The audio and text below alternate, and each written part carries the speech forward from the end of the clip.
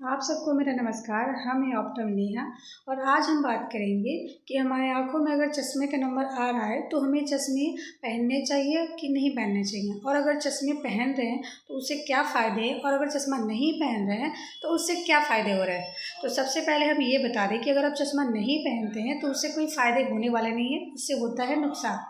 और अगर आप चश्मा पहन रहे हैं तो उससे 3 फ़ायदे हैं। एक तो ये कि जो आपकी जो रोशनी है जो कम हो गई है वो हो सकता है कि रिकवर हो जाए, और अगर रोशनी अगर रिकवर नहीं हो रही है तो चांसेस है कि स्टेबल हो जाए, मतलब जितनी रोशनी कम है उससे कम नहीं होने दें।